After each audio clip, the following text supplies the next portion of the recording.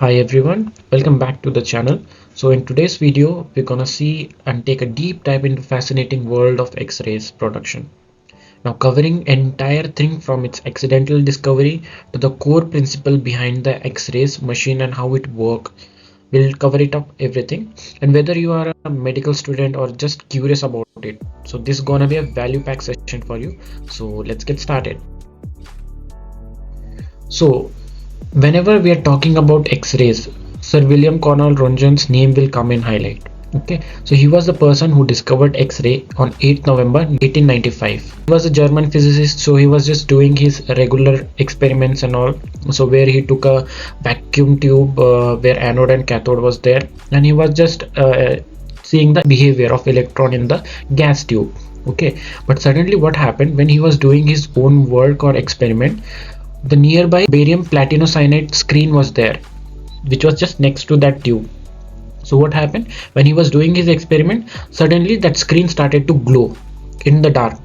Later on he came to know that due to this vacuum tube was generating some unknown rays which was passing through the tube and going and hitting that fluorescent screen and making it appear brighter or light up. So later he was not knowing the name of that ray and anything properties of that ray, so he just named it as a X-ray. X-ray, the term he gave that time, we are using till now, X-rays, because we don't know. This X stand for don't know, means we don't know what this ray actually called, so it names as X-ray only.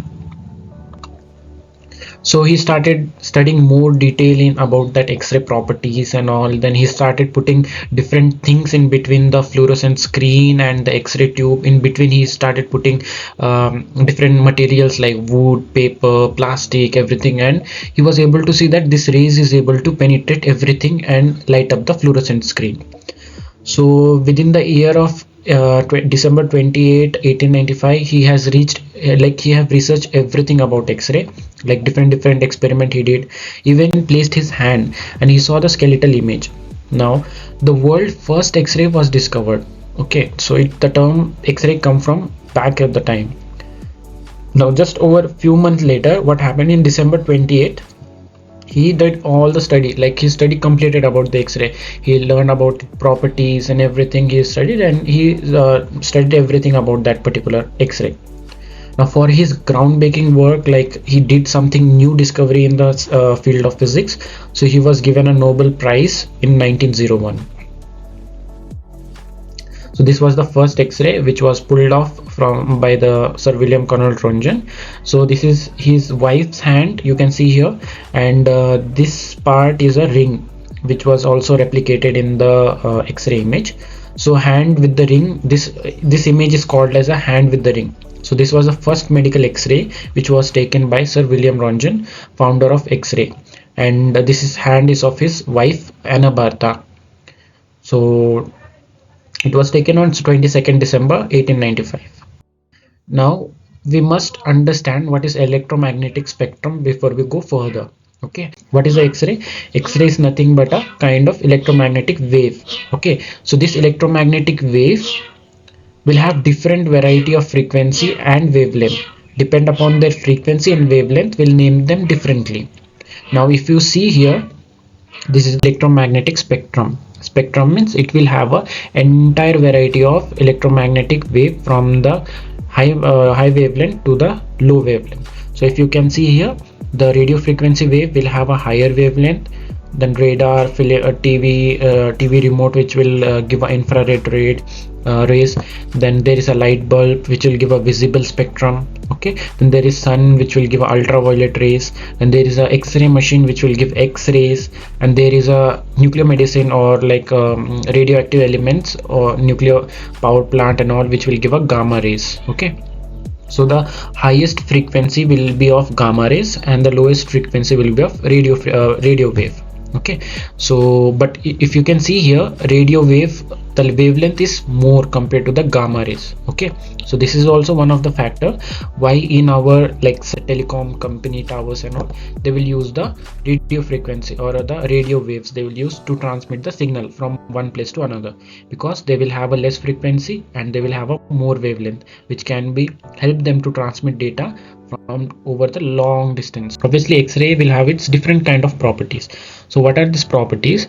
It will have a short wavelength, the velocity is equal to light speed, okay, then no influence under magnetic and electric field, means either magnetic or electric field will not influence our X-rays.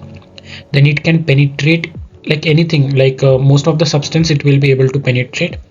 And when it can also cause a photofilm effect, like you can take images like X-ray nowadays, in modern days what we take, and in some time it can fluorescence some of the materials, like in Wilhelm Roentgen search case there was a barium platinocyanide screen which was giving a light, okay, and it can cause ionization when excited, okay. So when like excited happen, it can provide ionization. Now what is ionization, that we will discuss further in detail. Ionization is nothing but when X-rays will hit a particular particle, it will split it into two particles, like one positive and negative ions, okay, that we'll discuss in further slides. And it can also cause a biological effect. Now what are this biological effect? It can damage your DNA, or it can give a gene mutation in the living tissue if X2, like high amount of X-rays are being absorbed by the body, okay. So these are some positives and negatives of the X-rays, like basic properties of the X-rays. Okay, let's discuss about production of X-ray. Now how X-rays are produced. So X-rays are produced when the fast moving electron will go and hit the anode. It will stop there and it will produce the X-ray, heat and X-ray, okay. So like 99% of heat will be produced and only 1% of X-rays will be produced, okay. I'll show you further in this image, I'll explain. Okay, now just see, this is a X-ray tube, okay. This is X-ray tube, this is anode. Anode means, this is basic, anode means positively charged side, cathode means negatively charged side, okay. So always when electricity is flowing through a particular conductor, okay, always it will flow from positive to negative. This basic thing we know, clear? So electricity will flow from positive to negative, but the electron will flow in opposite direction. It will flow from the negative to positive side, okay. Current is flowing from positive to negative, but electron will flow from negative to positive. So this principle we are using here, okay. So now here we'll have a target will call as the anode, okay, because it will be highly positively charged, like positive charge side, and this will be negative charge side, okay. So negative charge side will called as a cathode. Electrons are accelerating from the cathode side to the anode side, and once it's hitting the anode, its kinetic energy will get dissipated in the anode and form of heat and X-ray. So on all the 99% of that energy will be emitted out as heat, and only 1% will be emitted out as the X-rays, okay. So this heat, anode will get heat up and it will dissipate the heat around in the surrounding, okay. That is a separate topic. In X-ray equipment we'll discuss further, okay. This is the modern X-ray tube, okay. Now if you see there in modern X-ray tube, only the structure looks little complex, otherwise the basic principle of working remains the same, okay. Now if you see here, this is your cathode side, this is your anode side, okay. Positive charge side, negative charge side remain same, okay. Now once the filament, there is a one filament, okay, tungsten filament it will be. So once this filament is heating up, it will emit out the electron which will go and hit the anode, and this hitting phenomena will emit the energy of electron in form of heat and X-ray, okay. So 99% of heat will be generated and 1% X-ray, which will be diverted downward due to this angulation in the anode. If you can see here, anode will have a angulation, slight angulation.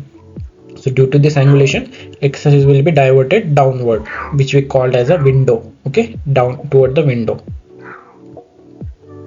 So these are the part, you can see filament is there, glass envelope is there, entire big glass envelope. This is filament, this is electron which is accelerating from cathode to anode side. This is anode which is made up of molybdenum, and neck and the base of the anode. There will be rotating portion. This will be a rotating portion because in modern X-ray tube we have a disc type system, okay. X-ray tube design, okay. So X-ray tube will have a following component. It will have a cathode side, anode side which is our target, cathode side which is our electron source which will emit the electron, high voltage which will give a voltage from anode to cathode side, like positive highly positive toward the anode side and highly negative in the cathode side. So due to this high voltage only, the electron will be transmitted from negative cathode side to anode side toward the target. Okay, and vacuum glass envelope. So these are the components which we need for generation of X-ray. First one is glass envelope. Just remember, glass envelope, it will be completely vacuum. Okay, vacuum means there is completely nothing inside the tube, even not even the air. Then it is made up of pyrex glass or borosilicate glass. And what are the function of this glass envelope? Why we are using glass envelope? It absorbs the scatter X-ray. Why scatter X-ray absorption is required? Because it don't have any much of the function rather than giving a extra patient dose. Okay, so if extra patient dose is given, obviously it will cause a biological damage in the patient. Okay, so we try to reduce the scatter X-ray, so it helps in reducing the scatter X-ray by absorbing it. Then it provides electrical insulation, which help us to prevent the technician or working staff from getting electric shock.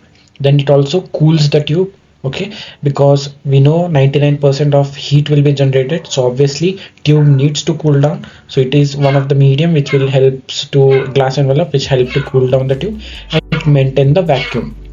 Now next is our cathode. So now in cathode, it's made up of two things. Okay, now tungsten wire, our main wire is tungsten wire, and second one is the focusing cup. Okay, so both have its own function, I'll tell you. So you remember I told you that from the cathode side electron will be generated and it will be transmitted toward the anode. Okay, so this is the filament, is the component which will get heated up, and due to the heat it will emit the electron. Okay, so it will emit the electron and this electron will be transmitted toward the anode, and it will hit the anode and the X-ray will be generated. Now if this is making the electron, then you might be thinking, what is the use of focusing cup? Okay, so focusing cup is nothing but it will provide a path or the correct path toward the anode. Okay, so once the electron are generated, it might go here and there and it can divert from its normal straight path. So focusing cup will focus them, or it will provide a straight path toward the anode. This electron will get directed toward the anode correctly for the X-ray production. If we see cathode side, okay, so why we are using tungsten? So there are different materials we can use, but why we are using only tungsten in the cathode filament? So there are certain reasons why. Because tungsten have a high melting point around 3370 degrees Celsius. Okay, it have low vapor pressure, high ductility. Ductility means again it can be made thin as possible. Okay, it can be customized, or it can be made thin like a wire. Then it have a low work function, and before it can melt, it can give a thermionic emission. Now what is thermionic emission? It's the basic principle in which the electron will be generated. Okay, so you remember I told you, when the filament is heated it will emit out the electron. Why it's emitting out? Because of this principle. Okay, so once the filament is heated up, so whenever our cathode or our filament is heated, it will give a electrons, which this process is called as thermionic emission. So the around 8 to 12 volts of current, 8 to 12 volts of voltage and current of 3 to 7 ampere will be given to the filament. And what will happen? Due to the resistance, the temperature will increase in the filament, and what will happen? It will cause emission of the electron. This entire process is called thermionic emission. Okay, this electron are just produced and it will cover the filament around filament. It will surround the filament. Okay, still it will not move toward the anode. It is just electron are produced and surrounding the filament. Once you applied the voltage around the anode and cathode side, that is the moment when this electron will start moving from cathode to anode side. Then it will hit the anode and our X-rays are produced. Now if we see this diagram carefully, so this is our filament. When the filament is being heated up, it will cause electrons to emit. Okay, but these electrons will not get emitted completely. It will just electron will be produced, and it will make a cloud like appearance around the filament. Okay, this is the filament. Around the filament will make a cloud like appearance, and once the voltage is applied, then that is the moment it will start moving toward the anode side.